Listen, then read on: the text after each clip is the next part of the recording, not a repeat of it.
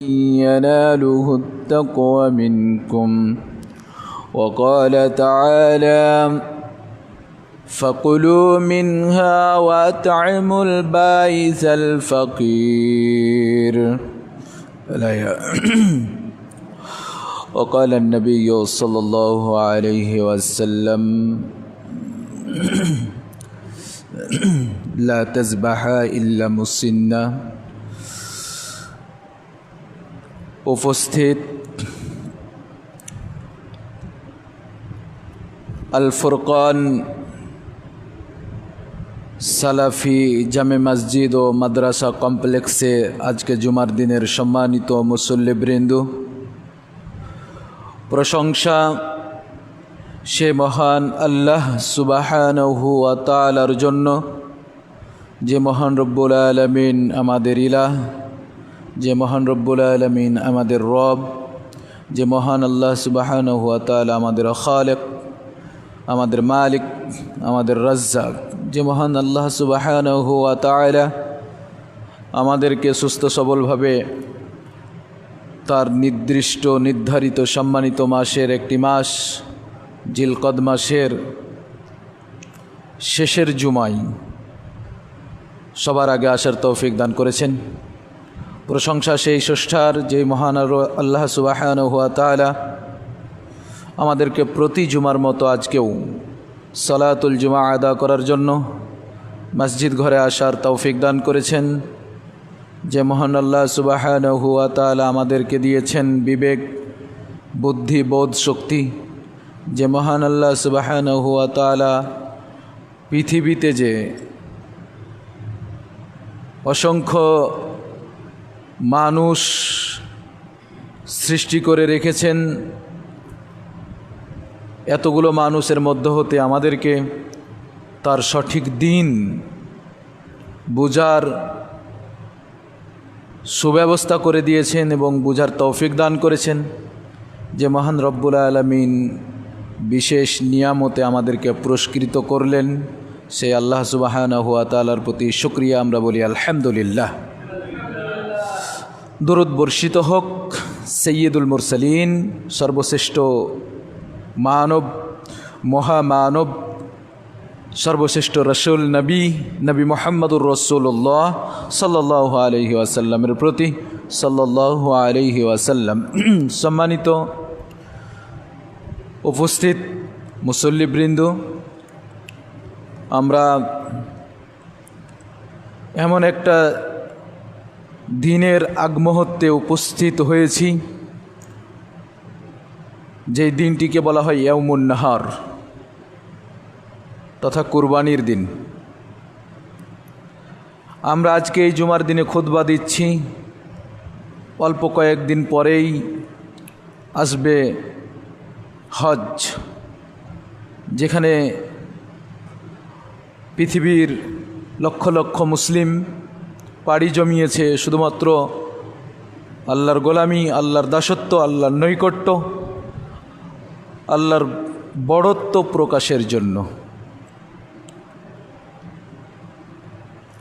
একটা দিন আছে মর্যাদাপূর্ণ দিন, সেটি হচ্ছে ইয়াউমে আরাফা, যেই দিন আমাদের সামনে।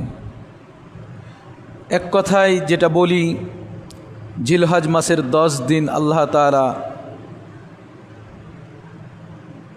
অসংখ্য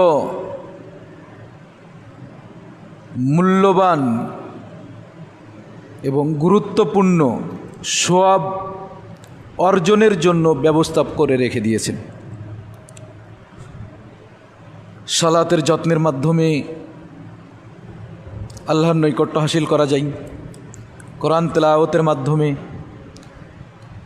তাসবিহ, জিকির, তার তাহমিদ তথা প্রশংসার মাধ্যমে, এবং এই 10 দিনের ভিতরে আছে নফল সিয়াম, 1 থেকে 9 তারিখ পর্যন্ত ধারাবাহিক সিয়াম রাখার মাধ্যমে। আবার আছে আরাফার সিয়াম, যেই সিয়ামটি রাখলে বিগত 1 বছর এবং সামনের 1 বছর, পাশাপাশি 2 বছরের সগীরা গুনাহ মাফ হয়ে যায়। সুবহানাল্লাহ। এবং এই 10 দিনের মধ্যে রয়েছে হজ ইসলামের মূল ভিত্তির পাঁচটির একটি, যা পৃথিবীর লক্ষ লক্ষ মানুষ পালন করার জন্য আল্লাহর ঘরের দিকে বা আল্লাহর ঘরের নিকটে গিয়েছে।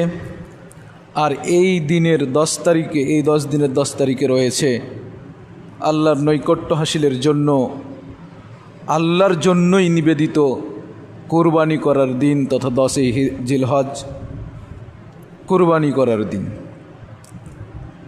কুরবানি করার মাধ্যমে আল্লাহর নৈকট্য অর্জনের দিন।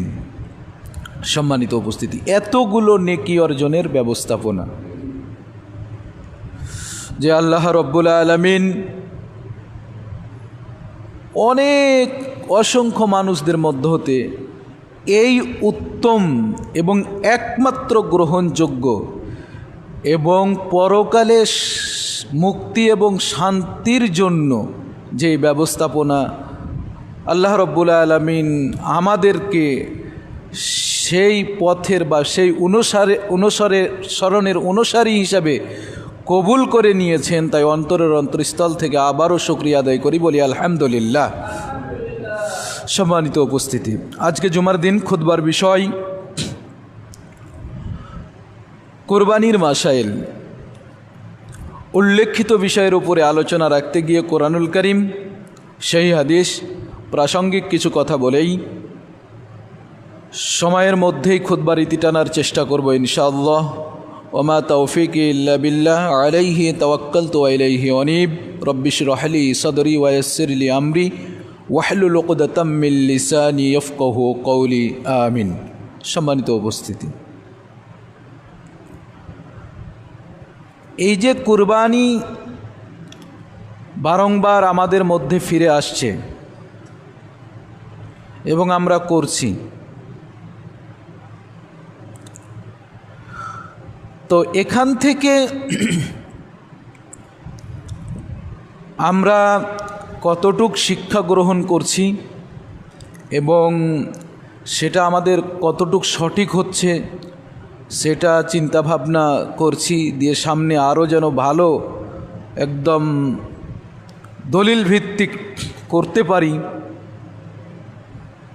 এরকম মন মানসিকতা কতটুক আমরা প্রস্তুত করছি, এটা প্রশ্ন আমি সহ সকল দিনী ভাই ও বোনদের কাছে। কেননা দেখুন, কোরবানির মাসাইলের বিষয়ে আমাদের গুরুত্ব যতটা না বেশি, কিন্তু প্রচলিত আনন্দের বিষয়ে গুরুত্বটা আমাদের তত বেশি। সম্মানিত উপস্থিতি, যেমন কুরবানির পশুর হাট, বিশেষ করে আমাদের বাংলাদেশের রাজধানী, আপনাদের পার্শ্ববর্তী জেলা ঢাকাতে যে প্রতিনিয়ত এখন হাট চলছে, আপনাদের অতি নিকটে একটি জায়গা গাবতলীতে, তাতে গেট যেভাবে সাজানো দেখলাম, মানে এই প্রথম আমি দেখলাম, তাতে মনে হয়নি যে এখানে আল্লাহর ভয় বিন্দুমাত্র আছে। ন্যূনতম আল্লাহর সন্তুষ্টি অর্জনের বহির্প্রকাশ আছে, এটা অন্তত আমি ব্যক্তিগতভাবে যেটুকু আমার মনে হয়েছে, এটা আমার মনে হয়নি। সম্মানিত উপস্থিতি, আমরা সাধারণ মানুষ এই সকল চিত্র থেকে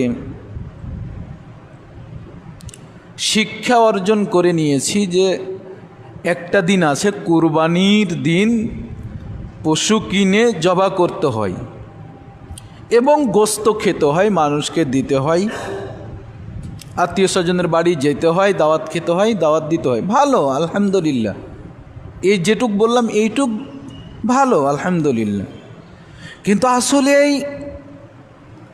এটা আমার উপকার কি, বা আমি এখান থেকে কি শিক্ষা পাব? শুধু কি কোরবানির পশু কিনে নির্দিষ্ট দিনে জবাই করে গোশত খেয়ে নেওয়ার নামেই কোরবানি, এইটা দিয়েই মানে শেষ, এটুকুই কি এখান থেকে পাওয়া যায়? এই চিন্তা কিন্তু নেই। সম্মানিত উপস্থিতি, যদি থাকতো তো আমি বিগত দিনে বলেছিলাম কেন ডাক্তার ওই গরু চেক করার জন্য হাটে হাটে ঘুরে বেড়াবে। মানে টাকার বিনিময়ে গরু, বিশেষ করে ওই গাভী গরু, বকনা গরু, মেয়ে গরু চেক করার জন্য ও হাতে গ্লাভস পরে ঘুরে বেড়াচ্ছে কেন? আরে স্পষ্ট তো, নিয়ে এসেছি, পশু হুষ্টপুষ্ট হয়ে আছে, পছন্দ হলো, কিনা বেচা হলো, কোরবানি করার সময় কি বলে যে দেখা গেল যে পেটে বাচ্চা পাওয়া গেছে, রুচি হলে ওটাকেও খেয়ে নিতে হবে, রুচি না হলে নাই। কিন্তু বিষয়টা এমনটা নয় যে মাসালা জানে না, এমনটা নয়। বিষয়টা হচ্ছে চাই যে বাচ্চাবিহীন, পেটে বাচ্চা থাকবে না এমন একটা গরু কুরবানি দিতে, কিন্তু যারা কুরবানি বিক্রেতা, কুরবানি বিক্রি করতে আসে কুরবানির হাটের দিন, তারা মিথ্যা কথা বলে। তো এই মিথ্যা থেকে বাঁচার জন্য ডাক্তারের ব্যবস্থাপনা। আর যে বিক্রি করছে ও মুসলিম, একে তো এসেছে মুসলিম হয়ে হালাল একটা পন্থা ব্যবসা করতে, তারপরে স্পেশাল বিষয়ে কুরবানির জন্য পশু বিক্রি করতে। এই ব্যক্তিও এই কুরবানির পশু বিক্রি করার জন্য দুনিয়াবি কটা টাকা নিজের পকেটে পুরে দুনিয়াবি আয়েশ করার জন্য নিজের ঈমান বিক্রি করে দিচ্ছে। মুমিনের কাতার থেকে সরে গিয়ে মুনাফিকের কাতারে নাম লেখাচ্ছে। নেকি অর্জনের রাস্তা থেকে সরে গিয়ে মহাপাপ, মিথ্যা বলা মহাপাপ, বড় পাপের রাস্তায় সে নিজেকে ধাবিত করে দিচ্ছে। এই একটা বিষয়, মিথ্যা কথার ভিত্তিতে ব্যবসা বাণিজ্য হয়। বাংলাদেশের প্রেক্ষাপটে কুরবানির পশু নিয়ে মিথ্যা কথা দিয়ে কিনা বেচা হয়। এই বিষয়ে চ্যাম্পিয়ন হচ্ছে চট্টগ্রাম, র্যাঙ্কিংয়ে 1 নম্বর হচ্ছে চট্টগ্রাম। কারণ এখানে বয়সবিহীন পশুকে বয়স হয়েছে বলে বিক্রি করে দেওয়া হয়, আর মানুষগুলো ওইগুলো কিনে নিয়ে যে কুরবানি করে। সম্মানিত উপস্থিতি, এই হচ্ছে চিত্র। তো আমরা কি অর্জন করব? আপনাদের সামনে এখান থেকেই শুরু করছি। যেটা অর্জন করব, আল্লাহ তাআলা কোরআনুল কারিমে সূরা হজ্জের ভিতরে বলে দিয়েছেন, লা ইয়ানালাল্লাহু লুহুমুহা ওয়ালা দিমাউহা ওয়ালাকিন ইয়ানালুহুত তাকওয়া মিনকুম, যে কখনোই আল্লাহ রাব্বুল আলামিনের নিকটে গোস্তসমূহ, লুহুমুহা, ওই পশুটার গোস্তসমূহ পৌঁছ না, ওয়ালা দিমাউহা, তার রক্ত যায় না। এটা আল্লাহ তাআলা বলছেন, আল্লাহ নিজে বলছেন। তাহলে যায় কি আল্লাহর কাছে? আল্লাহ রাব্বুল আলামিন সেটাও বলে দিয়েছেন, ওয়ালাকিন ইয়ানালুহুত তাকওয়া মিনকুম, তোমাদের কাছ থেকে আল্লাহ তাআলার কাছে যেটা আসে সেটা হচ্ছে আল্লাহ তাআলার তাকওয়া, আল্লাহ তোমার আমার আপনার পরেজগারিতা, তাকওয়া। আল্লাহ রাব্বুল আলামিনের কাছে যেটা যায়, আল্লাহ রাব্বুল আলামিন যেটা দেখতে চান, আল্লাহ রাব্বুল আলামিন যেটা আমার আপনার কাছ থেকে চান, আমার আপনার পরেজগারিতা, আমার আপনার নিয়াত, খুলুসিয়াত, আল্লাহ ভীতি কতটুক। শুরুর দিকে যদি ফিরে যাই, অল্প অল্প যে আল্লাহ রাব্বুল আলামিনের কাছে প্রার্থনা করে ইব্রাহিম আলাইহিসসালাম 80 ঊর্ধ্ব বয়সের সময় একটা সন্তান পাইলেন ইসমাইল আলাইহিসসালামকে। সেই ছেলেটা যখন চলাফেরায় উপনীত হলো, আল্লাহ তাকে নির্দেশ দিচ্ছেন এখন এটাকে জবাই করতে হবে। তো ইব্রাহিম আলাইহিসসালাম সেটাকে জবা করার জন্য প্রস্তুত হয়ে যাচ্ছেন। শুধুমাত্র আল্লাহ অর্ডার করেছেন, পালন না করলে আল্লাহ ধরে ফেলবে, আল্লাহর পরীক্ষায় পাশ করা যাবে না, এই ভীতিতে বা আল্লাহ রাব্বুল আলামিন অর্ডার করেছেন সে অর্ডার পালন করবে, এই মন মানসিকতায় নিয়ে চলে গেলেন ছেলেকে, গিয়ে জবাই করার জন্য প্রস্তুত হয়ে যাচ্ছেন। আর আমাদের চিন্তা ভাবনাটা এখানে নেই। আমাদের চিন্তা ভাবনাটা হলো দুনিয়াকে খুশি করতে হবে, দুনিয়াকে প্রাধান্য দিয়ে যতটুকু করা যায় ততটুকু। সম্মানিত উপস্থিতি, তো এই হচ্ছে অবস্থা। আল্লাহ রাব্বুল আলামিন আমাদের কাছে চাইছেন তাকওয়া, আর আমরা মনে করছি যে না, কতটুকু রক্ত বহাইতে পারলাম, কতখানি গোস্ত হলো, এই নিয়ে আমাদের চিন্তা ভাবনা। সম্মানিত উপস্থিতি, কেনাকাটার ক্ষেত্রে যেহেতু রাসূল সাল্লাল্লাহু আলাইহি ওয়াসাল্লাম মোটা তাজা দেখে কুরবানি দিয়েছেন, হুষ্টপুষ্ট দেখে কুরবানি দিয়েছেন, দেখে কুরবানি দিতে হবে। কিন্তু আমাদের এখন হয়ে যাচ্ছে ওজনের সাথে টাকার কম্পেয়ার করার। এজন্য ফিতা দিয়ে মিটার স্কেলে উঠিয়ে, নিক্কি বা তারাজুতে দাড়িপাল্লাতে উঠিয়ে মেপে তারপরে তখন কেনাকাটা করার চেষ্টা করি। শুধু তাই নয়, আমাদের চাঁপাইনবাবগঞ্জের মুরব্বি টাইপের লোকেরা এত টাকা দিয়ে কিনলে গোস্তের দাম কত টাকা পড়বে, কেজিতে কয় টাকা করে পড়বে, এই হিসাব করেও কুরবানির পশু কিনে। যা কুরবানির পশু কেনার ক্ষেত্রে জায়েজ, সমীচীন নয়। এটা তাকওয়া থেকে অনেক দূরে সরে গিয়ে দুনিয়াকেই প্রাধান্য দেওয়া হচ্ছে। সম্মানিত উপস্থিতি, তাহলে বোঝা যাচ্ছে যে মানুষ এটা এখন বুঝতে পারেনি আল্লাহ রাব্বুল আলামিনের যে প্রথম দুইটি কথা, রক্ত মাংস পৌঁছে না, পৌঁছে তাকওয়া। প্রথমটাকে মনে করছে যে এগুলোই হয়তো পৌঁছবে, এই জন্য বিভিন্নভাবে হিসাব নিকাশ কষে তারপরে তখন পশু কিনে। তাকওয়া নিয়ে কোনো মাথা ব্যথা নেই। যদি মানুষের তাকওয়া নিয়ে মাথা ব্যথা হতো তাহলে সুন্দর একটা পশু, রং সুন্দর, ঢং সুন্দর, দেহ সুন্দর, মোটা তাজা হয়ে আছে, বাস এটা চয়েস হয়েছে, আলহামদুলিল্লাহ পছন্দ হয়েছে। এখন কত ওজন হবে, তারপরে গোস্ত কত টাকা দিয়ে কিনলে গোস্ত প্রতি কত মূল্য, কেজি প্রতি কত মূল্য পড়বে, এ বিষয়ে আর চিন্তা ভাবনা করতো না। বাস এটা পছন্দ হয়েছে, আল্লাহ রাব্বুল আলামিনের রাস্তায় এটাই আমি কুরবানি দিব, বাস দরদাম শুরু হয়ে গেল। যতটুক আমার মানে সম্ভব হলো বা হলো তখন আমি সেটাকে কিনে নিলাম। ঠগা হলেও কি, জেতা হলেও কি, এটা আল্লাহ তাআলা দেখবেন না যে আপনি কয় টাকা ঠগেছেন, আল্লাহ তাআলা দেখবেন যে আপনি অন্তর দিয়ে কি চেয়েছেন। এবার আর এক বিপদ, রাস্তা দিয়ে যখন পশু নিয়ে যাচ্ছি, তো কয় টাকা হলো গো, তো এত টাকা হলো, ঠগে গিয়েছ। ও আর এক মূর্খ জাহেল, ও জানছে কোরবানির জন্যই পশুটা কিনেছে।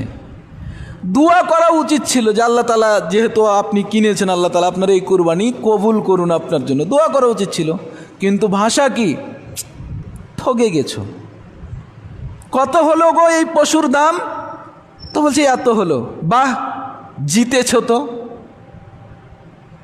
এই দিকে আর খেয়াল নাই যে দামে দরে তো জিতে নিল, আল্লাহকে কি জিততে পেরেছে? আল্লাহর প্রশান্তি বা আল্লাহর খুশি, রাজি খুশি কি সে জিততে পেরেছে? এই দিকে খেয়াল তার নেই। দোয়া করা উচিত ছিল যে যাক আপনি একটা ভালো পশু কুরবানি করেছেন, আল্লাহ তাআলা আপনার কুরবানিকে কবুল করুন। সম্মানিত উপস্থিতি, কুরবানির মাসাইল জেনে কি দরকার? আগে আমাদের সংশোধনী হওয়া দরকার। এই জিনিসগুলো কেন হচ্ছে, এই জিনিসগুলো কেন হচ্ছে? আল্লাহ রাব্বুল আলামিন বলছেন, ওয়ামান ইয়াত্তাকিল্লাহ ইয়াজআল লাহু মাখরাজা, যে আল্লাহকে ভয় করে, ওয়ামান ইয়াতাওয়াক্কাল আলাল্লাহ ফাহুয়া হাসবু, যে আল্লাহর প্রতি ভরসা করে আল্লাহ তাআলা তার জন্য যথেষ্ট হয়ে যায়, এ বিষয়ে জ্ঞান নেই। ওয়ায়ারযুকুহু মিন হাইসু লা ইয়াহতাসিব, তাকে কল্পনা অতীত রিজিক দান করেন, এই বিষয়ে আমাদের জ্ঞান নেই। ওমান ইয়াত্তাকিল্লাহ ইয়াজআল লাহু মাখরাজা, যে আল্লাহকে ভয় করে আল্লাহ তার জন্য রাস্তা তৈরি করে দেন, এ বিষয়ে আমাদের কোনো খেয়াল নেই। সম্মানিত উপস্থিতি, তাহলে আল্লাহর বিষয়ে মূল কথা হলো যে ইসলামের মূল 5টি যে স্তম্ভ ভিত্তি, তার শুরুটা যে হচ্ছে তাওহীদ। এই তাওহীদের জ্ঞান না থাকার কারণে আমাদের মাঝে এই ঘটনাগুলো ঘটছে।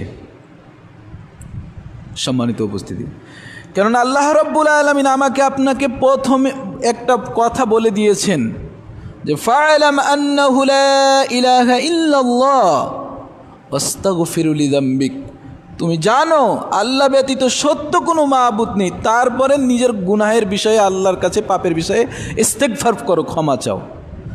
তো কুরবানি দিয়ে আমি আপনি নৈকট্য হাসিল করব আল্লাহ, তার মানে জান্নাত নিব এবং গুনাহ থেকে বেঁচে থাকব, গুনাহ মাফ করার জন্য নিজের গুনাহকে মাফ করার জন্য ব্যবস্থাপনা নিব।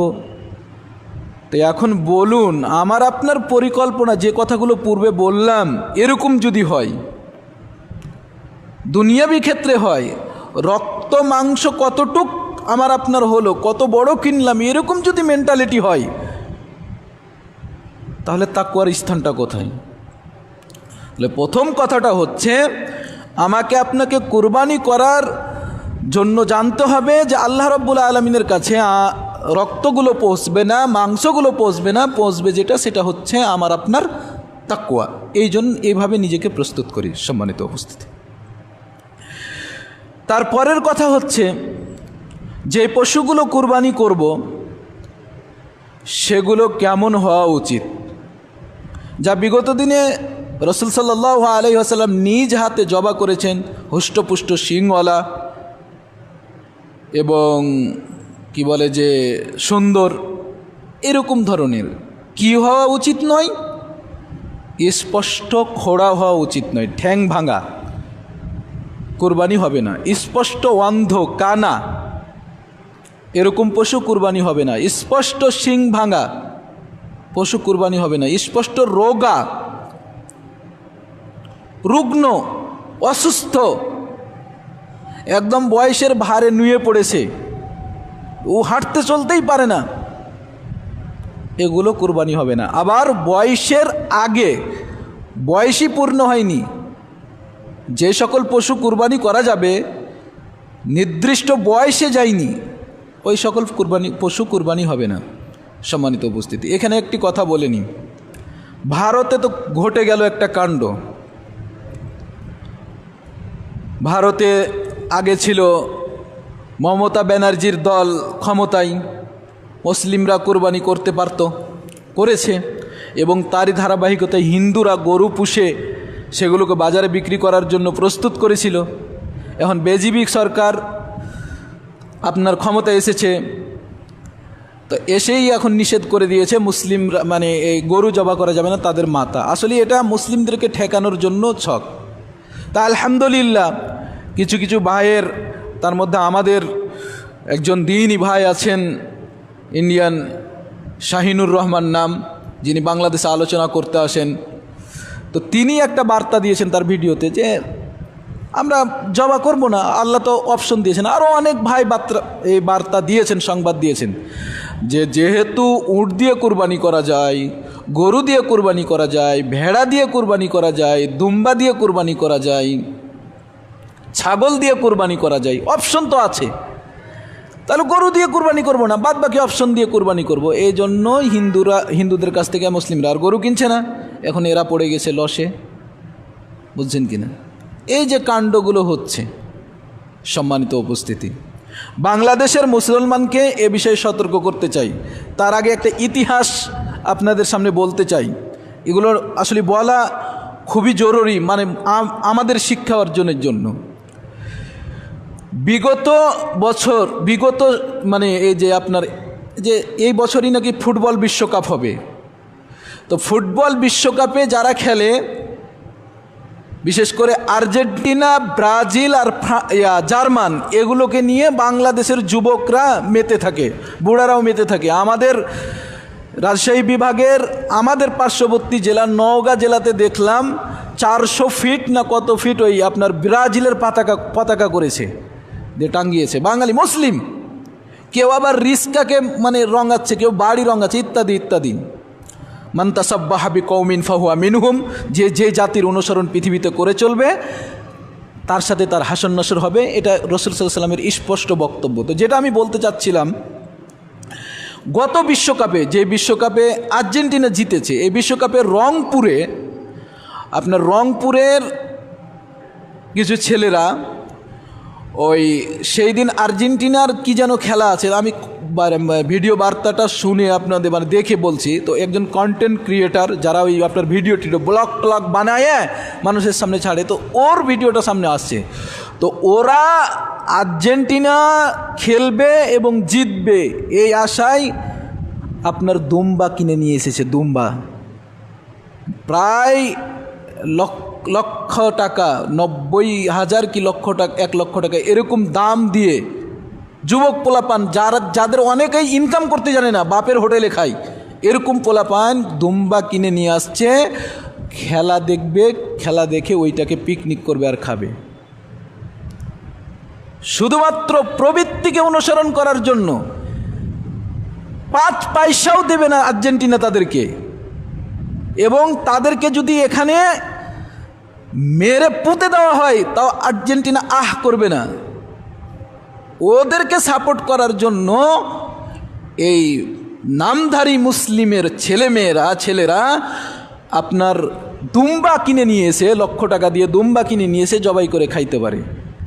ও পৃথিবীর মুসলিম, বিশেষ করে বাংলাদেশ ভারতের মুসলিমরা, যে আল্লাহ রব্বুল আলামিন আমাকে আপনাকে সৃষ্টি করেছেন, তার নৈকট্য হাসিলের জন্য আপনি ভালো অপশন খুঁজে নিতে পারেন না? কেন আপনি সেটাকে প্রাধান্য দিতে পারছি না? দুনিয়াবী ক্ষেত্রে কিন্তু আমরা ঠিকই, কিন্তু পরকালীন ক্ষেত্রে আমরা নিজেদেরকে একদম নিষ্ফল করে রেখেছি। সম্মানিত উপস্থিতি, তাহলে যেটা বলতেছিলাম, যে এই যে ভারতবর্ষে এটা শুরু হইল, কি বিধান করেছে? 14 বছর বয়সের আগের গরু মানে তাকে হত্যা করা যাবে না, জবাই করা যাবে না। যদি কেউ তাকে কুরবানি বা জবাই করতে চায় কোনো মুসলমান, তাহলে তার বয়স যেন 14 বছর হয়, তারপরে করতে পারে। তাহলে এখন তার আমাদের মতন জন্ম নিবন্ধন কার্ড বানাতে হবে, ভোটার আইডি বানাতে হবে, না হলে তো বোঝা সম্ভব নয় কখন তার বয়স 14 বছর হয় বা কার বাড়িতে জন্ম নিল। এটা একটা ঝামেলা। মানে শুধুমাত্র এটা একমাত্র কারণ, কেবলমাত্র কারণ মুসলিমকে ঠেকানোর জন্য, যে মুসলিমরাকে কিভাবে ঠেকানো যায়, এরকম প্রয়াস, এরকম চিন্তা ভাবনা বিগত দিনের মুনাফিকেরাও করেছিল, বিগত দিনের মুশরিকরাও করেছিল, কাফেরাও করেছিল, কিন্তু সফল হতে পারেনি। আল্লাহ তাআলা কোরআনুল কারীমে সূরা সাফের ভিতরে বলছেন, ওমান আযলামু মিম্মান ইফতারা আলাল্লাহিল কাযিবা ওয়া হুয়া ইয়াদউ ইলাল ইসলাম ওয়াল্লাহু লা ইয়াহদিল কওমায যালিমিন ইউরিদুনা লিইউতফিউ নূরাল্লাহ বিআফওয়াহিহিম ওয়াল্লাহু মুতিম্মু নূরিহি ওয়ালাউ কারিহাল কাফিরুন। এই যে তারা চেয়েছিল আল্লাহর আলোকে নিভিয়ে দিবে, ফু দিয়ে নিভিয়ে দেওয়ার চেষ্টা করবে, কিন্তু কাফেররা কখনোই সফল কাম হতে পারবে না, কখনোই নিজেদেরকে কামিয়াব করতে পারবে না।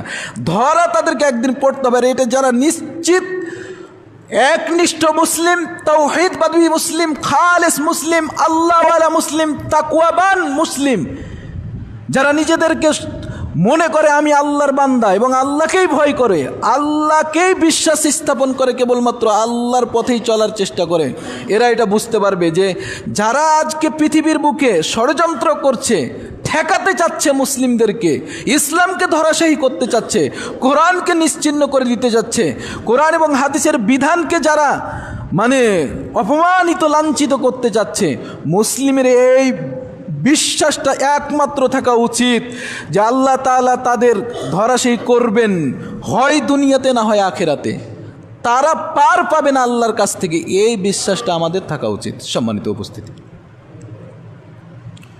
তো আল্লাহ রাব্বুল আলামিন আমাদেরকে হেদায়েত করেছেন, দয়া করেছেন এবং বিভিন্ন নিয়ামত দিয়েছেন। তার মধ্যে উল্লেখযোগ্য এই নিয়ামতটা কোরবানি। এর বিষয়ে যেন আমরা কোনো রকম কার্পণ্যবোধ, কোনো রকম অনিয়ম, কোনো রকম মিথ্যাচার, কোনো রকম শরীয়ত বিরোধী যেন মানে চিন্তা চেতনা এই ইবাদতটার মধ্যে না আসে। আল্লাহ তুমি আমাদের সেই তৌফিক দান করো, বলি আমিন।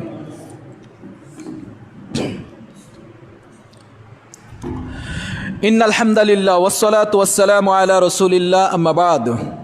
সম্মানিত উপস্থিতি, এখন আপনাদের সামনে সংক্ষিপ্তভাবে কিছু কথা দিয়ে শেষ করলাম যে রুগ্ন, জীর্ণ শীর্ণ বা স্পষ্ট খোড়া, ন্যাংরা, অন্ধ এগুলোর কুরবানি চলবে না এবং বয়সের আগে কুরবানি চলবে না। যদিচ বয়সের বিষয়ে ইখতিলাফ রয়েছে, কেউ নিয়েছেন সিন্নুন থেকে বয়স, মানে দুধে দাঁত পড়ে যাওয়ার, যখন পড়ে যায় তখন বয়স হয়। কেউ নিয়েছেন যে সানাতুন থেকে, মানে আল্লাহ রাব্বুল আলামিনের নবী বলছেন যে লা তাজবাহ ইল্লা মুসিন্না, তোমরা জবাই করিও না মুসিন্না ব্যতীত। তো মুসিন্না থেকে কেউ নিয়েছে সিন্নুন তথা দুধে দাঁত, জন্মগত দাঁত পড়ে গিয়ে যে দাঁত জন্মায় সেটাকে বলা হয় মুসিন্না। কেউ মুসিন্না থেকে নিয়েছেন সানাতুন তথা 1 বছর ছাগলের জন্য, 2 বছর গরুর জন্য, 5 বছর উটের জন্য, এইভাবে বছর নিয়েছেন। সম্মানিত উপস্থিতি, আমার কাছে যেটা মনে হয়েছে আমার ক্ষুদ্র জ্ঞানে, যে যদি আপনার বাসাতে মানে পালা হয় আর কি, আপনার বাসাতেই ছাগলের গর্ভ থেকে হয়েছে, আপনি জানেন, তারপরে 1 বছর বয়স পূর্ণ হয়ে গেছে, যে কোনো কারণে হয়তো দুধে দাঁতটা পড়ছে না, হয়তো 2-4 দিনের মধ্যে পড়ে যাবে, বা 1 বছর পূর্ণ হয়ে গেছে, পার হয়ে গেছে, হয়তো হরমোনের কারণেও হতে পারে, বা আল্লাহ রাব্বুল আলামিন ভালো জানেন কোনো কারণে, তাহলে ওইটা কুরবানি হয়ে যাবে কেউ করলে। আর যদি আপনি মানে কিনে ছাগল কুরবানি দেন তাহলে অবশ্যই দাঁত পড়া দেখবেন, কারণ ওই যে আগেই বললাম যে কুরবানির পশুকে নিয়ে মিথ্যাচার, সব ক্ষেত্রেই মিথ্যাচার। আল্লাহর কসম খেয়ে বলে আমার এততে কিনা আছে, অথচ দেখা যাচ্ছে যে দাম কিনা আছে বলেছে তার চেয়ে আরও 10,000 কম। এই তো হচ্ছে বিষয়, মানে মিথ্যাচারের শেষ নেই। তো আমাদের ঈমান বাঁচাতে হলে ওখান থেকে বেরিয়ে আসতে হবে।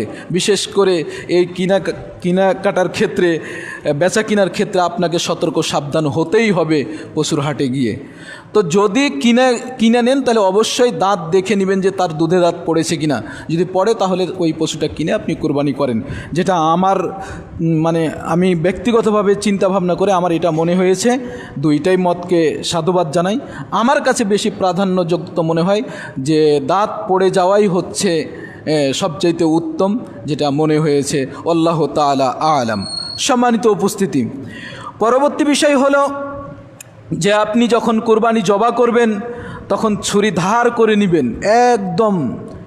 রাসূল সাল্লাল্লাহু আলাইহি ওয়াসাল্লাম বলছেন তোমরা কুরবানি পশুর উপরে ইনসাফ করো। তো কিভাবে ইনসাফ করা যায় না, তো ছুরিটাকে বেশি করে ধার করে নিবে, যেন পোষ দেওয়া মাত্রই গলা কেটে যায়, বেশি যেন চালাতে না হয়, যেন তাড়াতাড়ি কেটে যায়। কি বলে জবাই করবেন? রাসূল সাল্লাল্লাহু আলাইহি ওয়াসাল্লামের ভাষা থেকে পাওয়া যায় যে তিনি যখন জবাই করতেন তখন সাম্মা কাব্বারা বলতেন বিসমিল্লাহ আল্লাহু আকবার। কুরবানির জন্য দোয়া আছে বিসমিল্লাহি তাকাব্বাল মিন্নি, যে আল্লাহর নামে আল্লাহ যেন আমার পক্ষ থেকে কুরবানি কবুল করেন। কেউ কেউ বলেছেন অমিন আহলি বাইতি, এবং আহাল পরিবারের পক্ষ থেকেও যেন আল্লাহ তাআলা এই কোরবানি কবুল করেন। সম্মানিত উপস্থিতি, আমরা এই দোয়ার মাধ্যমে কোরবানি করতে পারি, বিসমিল্লাহি তাকাব্বাল মিন্নি অমিন আহলি বাইতি। এভাবে আমরা নিজেদের কোরবানি করতে পারি। মোল্লা মুন্সিকে দিয়ে বা বড়দেরকে দিয়ে কোরবানি করা উত্তম না নিজের কোরবানি নিজে করা উত্তম? রসুল সাল্লাল্লাহু আলাইহি সাল্লামের ওই হাদিস থেকে পাওয়া যায় যে ফাজাবাহাহুমা বিয়াদিহি, রসুল সাল্লাল্লাহু আলাইহি সাল্লাম তার নিজ হাতে জবাই করেছেন। তাহলে আপনি আপনার কোরবানি নিজ হাতে জবাই করেন, এটাই উত্তম। যদি না পারেন একান্তই, আমার মতন যদি দুর্বল হন, যেমন আমি রক্ত দেখলে সহ্য করতে পারি না, মাথাটা ঘুরে যাই, মানে এটা আমার আল্লাহ তাআলা এটা আমার জন্য ফায়সালা রেখেছেন। তো এরকম ব্যক্তি অনেকে রক্ত দেখতে পারে না, তো যদি এরকম হন তাহলে সেটা ভিন্ন বিষয়, যে পরেশগার লোককে দিয়ে বা যারা অভিজ্ঞ সেই লোককে দিয়ে জবা করে নেবেন। তবে নিজের কোরবানি নিজে জবা করা ভালো। মহিলা কি কোরবানি জবা করতে পারে? হ্যাঁ, করতে পারে, সমস্যা নেই। মহিলারা চাইলে কোরবানি নিজ হাতে জবাই করতে পারে। সম্মানিত উপস্থিতি, তাহলে এ হলো জবা করা বিষয়। এখানে একটি কথা বলি আপনাকে, আমাদের সমাজে প্রচলন আছে, কোরবানি যখন জবা করা হয়ে যায় বা যে কোনো পশু যখন জবা করা হয়ে যায়, বিশেষ করে গরু ছাগল, তখন কি করে, কোরবানির পশুটা ছটপট করতেই আছে, রক্ত তার গলা দিয়ে প্রবাহিত হতেই আছে, ও চার পায়ের রগ কেটে বসে থাকে। এটা করবেন না, সম্পূর্ণ রক্ত গলা দিয়ে বেরিয়ে যেতে দিবেন। কেননা যদি আপনি চার পায়ের রগ কেটে দেই, তার দম বা জীবন তাড়াতাড়ি যাবে এই জন্য, তাহলে ভিতরে রক্ত যেগুলো বেরিয়ে আসতো সম্পূর্ণ রক্ত, সেটা ভিতরে থেকে যাবে। কেননা আপনি ধরেন একটা জায়গা থেকে পানি নিয়ে আসছি এই পাইপের মাধ্যমে, তো পাইপের যে কোনো এক জায়গায় কেটে দিলাম, তাহলে শেষ যে প্রান্তে পানি যাবে ওই প্রান্তে পানি যাওয়াতে কিন্তু বাধা ঘটবে। যেখানে কেটে দিয়েছি ওইখানে থাকবে। তখন ধরেন জমিনের ওপর দিয়ে পাইপ এইভাবে উঁচু ডোবা হয়ে আছে, মানে কোনো জায়গায় পাইপটা উঁচু হয়ে আছে, কোনো জায়গায় ডোবা জায়গায় আছে, তখন যেইখানে নিচু জায়গা ওইখানে কিন্তু পানি জমা হয়ে থেকে যাবে, কোনো দিক দিয়ে আর বের হবে না। তেমনইভাবে আপনি যখন সম্পূর্ণ রক্ত বের না হওয়ার আগ মুহূর্তে যখন পশুর পায়ের ওই রগ কেটে দিবেন, তখন অটো আপনার কি বলে যে ওই ভিতরে শিরা উপশিরায় রক্ত থেকে যেতে পারে, যা মাংসের সাথে মিশে যাবে, যা আমাদের জন্য ক্ষতিকর হবে।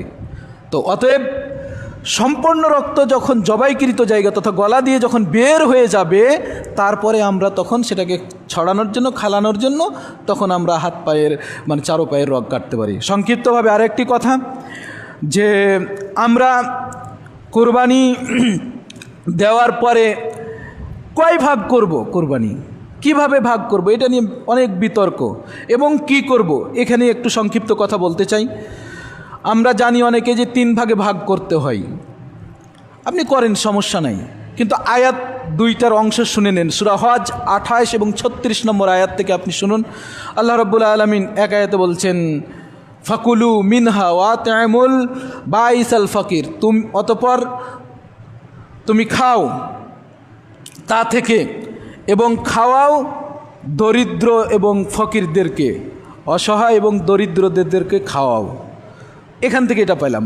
পরবর্তী আয়াতে আল্লাহ তাআলার অংশে বলছেন যে কুলু আতিমুল কানি আল মুতাররা, যে তুমি নিজে খাও এবং যে চাই এবং চাই না তাদেরকে খাওয়াও। চাইটা তো বুঝতে পারলাম, ফকিরেরা চাই তাদেরকে খাওয়াবো, কিন্তু চাই না কে? ওই যে আপনার বাড়ির পাশে একজন ব্যক্তি ছিল, তার ভালো ব্যবসা ছিল, হঠাৎ ব্যবসাতে লস করে বাড়ি ঘর পোশাক আশাক ঠিকই বড় লোকের মতো আছে, কিন্তু ভিতরগত খাওয়া দাওয়াতে তার অভাব পড়ে গেছে, সে কুরবানি দিতে পারেনি, লজ্জাতে আর মানুষের কাছে বলতেও পারছে না, ওই ব্যক্তিকে খুঁজে আপনি খাওয়ান। তো এইখান থেকে অনেকেই 3 ভাগ করে নিয়েছে, যে নিজে এবং আত্মীয় স্বজন এবং ফকির মিসকিন অসহায়কে, এভাবে 3 ভাগ করে নিয়েছে। আপনি 3 ভাগ করেন, কিন্তু 3 ভাগ করতেই হবে, না করলে কুরবানি হবে না, এ বিশ্বাস করা ঠিক নয়, এ বিশ্বাস করা ঠিক নয়। আপনি 3 ভাগও করতে পারেন, কমও বেশিও করতে পারেন। আপনার মাংস কম, গোস্ত কম, 10 কেজির একটি ছাগল দিয়েছেন, আপনি নিজের কাছে 7 কেজি 8 কেজি রেখে 2 কেজি আপনি দিয়ে দিন। একটা জিনিস জেনে রাখবেন, সম্পূর্ণ যদি দান করে দেন, সাদাকা করে দেন, সমস্যা নেই, কিন্তু সম্পূর্ণ আপনি নিজে খেতে পারবেন না কোরবানির গোস্ত, কিছু না কিছু আপনাকে দিতেই হবে। আপনার বেশি গোস্ত হয়েছে, 2 মণ 3 মণ হয়েছে, আপনার জন্য রাখেন, 1-1.5 মণ রাখেন, বাদবাকিটা আপনি মানুষের মধ্যে বিতরণ করেন, সমস্যা নেই। একবারে 3 ভাগ করতে হবে এমনটা কথা নয়। তবে আয়াতের অনুযায়ী আপনি নিজে খাবেন, জমা রাখবেন এবং ফকির মিসকিনকে খাওয়াবেন, যারা অসহায় চাইতে পারে না তাদেরকে দিবেন, আত্মীয় স্বজনকে দিবেন। এইভাবে আমি দিয়ে কোরবানির মাংস গোস্ত খাবো। আল্লাহ তাআলা যেন আমাদের তৌফিক দান করেন, বলি আমিন। আর একটি বিষয় বলে দিই, আমাদের সমাজে, আপনাদের দিকে আছে কিনা জানি না, তবে আমাদের গ্রামের, এটা আমি খুব গর্ব করে বলি, প্রত্যেক কুরবানিতেই খুতবাতে বলি, আমাদের গ্রামের এই নিয়মটা খুব ভালো লাগে। শুধুমাত্র আমাদের গ্রামের, আশেপাশের গ্রামে কিন্তু আর নেই। আমাদের অঞ্চলটার কথা বলছি। আমাদের গ্রামে আমরা কি করি ওটা আগে বলিনি। আমাদের গ্রামে আমরা যারা করি, আমরা যারা কুরবানি দিই তারা আমরা একটা জায়গায় জমা হয় সমাজে, সেইখানে গোস্ত দিয়ে চলে এলাম। ওই গোস্ত আর আমরা ফেরত নিই না, ওইটা যারা কোরবানি দেয়নি বা দুস্থ অসহায় গরিব আসে তাদের মাঝে সমাজের দায়িত্বশীলরা ওটা বন্টন করে দিয়ে দেয়। আমরা যারা কুরবানি করি তারা ওইখান থেকে একটা গোস্তের টুকরোই নিই না। এটা আমার গ্রামের, নিজ গ্রামে, যে গ্রামে বসবাস করি ওই গ্রামের কথা বলছি। কিন্তু আমাদের আশেপাশে যেটা হয়, এখন আপনাদের সাথে এটা মিলবে কিনা জানি না, তারা কি করে, ওই সমাজে গোস্ত দিয়ে আসার পরে ওইখান থেকে কতটুক পরিমাণ যে গরিব দুঃখীকে দেয় এটা জানা নেই, তারপরে আবার ফেরত নিয়ে আসে। সম্মানিত উপস্থিতি, প্রথমত কথা হলো আপনার নিয়াত কি। আপনি যে সমাজে গোস্তটা দিয়ে এসেছেন সেটা কার জন্য দিয়ে এসেছেন? ফেরত নেওয়ার জন্য কি দিয়ে এসেছেন? যদি ফেরত নেওয়ার জন্য দিয়ে আসেন তাহলে আপনার নিয়াত ঠিক নেই। তাহলে আপনি ফেরত নিবেন না এই জন্য কমিয়ে দেন, কিন্তু ফেরত নেওয়ার জন্য কেন ওইভাবে দিয়ে আসছেন? এগুলো আসলে মুসলিমদের আচরণ, কালচার হতে পারে না। এটা একটা কেমন যেন অন্যরকম একটা ভাব মনে হয়। সম্মানিত উপস্থিতি, তাহলে যেই জিনিস আপনি দিয়ে দিলেন ফকির মিসকিনের জন্য, সেই জিনিস আবার নিয়ে নিচ্ছেন। দান করার বিষয়ে একটি আল্লাহ রসুলের কাছ থেকে বাক্য আছে, সেটা হচ্ছে যে দান করে যে দান ফেরত নেই, বমি করে আবার বমি খাওয়ার মতো। সম্মানিত উপস্থিতি, যেটা আপনি দিয়ে দিয়েছেন ফকির মিসকিনের জন্য আবার নিজের ঘরে ফিরিয়ে নিয়ে আসছেন, এটা উচিত নয়, সমীচীন নয়। এখান থেকে বেঁচে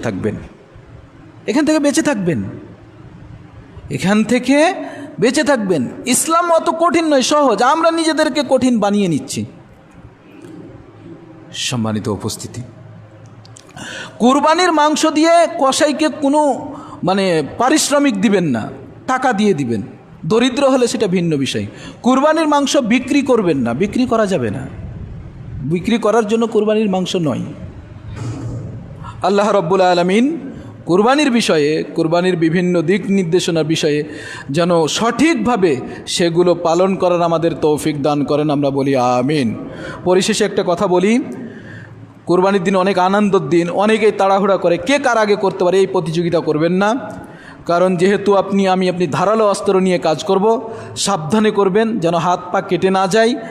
এবং যেহেতু চামড়া একটা সম্পদ, জাতীয় সম্পদ, এই চামড়া যেন সুন্দরভাবে, সঠিকভাবে সেটাকে ছাড়িয়ে আপনি নিখুঁতভাবে সেটা করতে পারি, সেই দিকেও লক্ষ্য রাখবেন। এবং কুরবানির বর্জ্য আবর্জনা, আমরা মুসলিম, আমরা পরিষ্কার পরিচ্ছন্ন, আমাদের দায়িত্ব। এটা ইমানের একটা বলা হয়েছে আত্মহুরু শাত্রুল ইমান, পবিত্রতা হচ্ছে ইমানের অর্ধেক। এই পরিচ্ছন্নতা রাখা ইমানি একটা দায়িত্ব। অতএব এই রক্ত, হাড্ডি, এই মলমূত্র, এইগুলো কখনোই যেখানে সেখানে ফেলে রাখবেন না, এগুলোকে পুঁতে দিবেন। এবং কুরবানির যে বৈশিষ্ট্য এবং কুরবানির যে মর্যাদা বা পবিত্রতা রক্ষার্থে আপনি যেন সর্বোত্তক নিজেকে নিয়োজিত রাখি, এই উদাত্ত আহ্বান রেখে সংক্ষিপ্ত আলোচনা এখানে শেষ করছি। আউযু বিল্লাহি মিনাশ শাইতানির রাজিম। ইন্নাল্লাহা ওয়া মালাইকাতাহু ইউসাল্লুনা আলান নবী ইয়া আইয়ুহাল্লাযীনা আমানু সাল্লু আলাইহি ওয়া সাল্লিমু তাসলিমা। আল্লাহুম্মা সাল্লি আলা মুহাম্মাদ ওয়া আলা আলি মুহাম্মাদ কামা সাল্লাইতা আলা ইব্রাহিম ওয়া আলা আলি ইব্রাহিম ইন্নাকা হামিদুম মাজিদ। আল্লাহুম্মা বারিক আলা মুহাম্মাদিন ওয়া আলা আলি মুহাম্মাদ কামা বারাকতা আলা ইব্রাহিম ওয়া আলা আলি ইব্রাহিম ইন্নাকা হামিদুম মাজিদ। ইন্নাল্লাহা ইয়া'মুরু বিল আদলি ওয়াল ইহসান والميزان وإيتاء ذي القربى وينهى عن الفحشاء والمنكر والبغي يعظكم لعلكم تذكرون سبحان ربك رب العزة عما يصفون وسلام على المرسلين الحمد لله رب العالمين.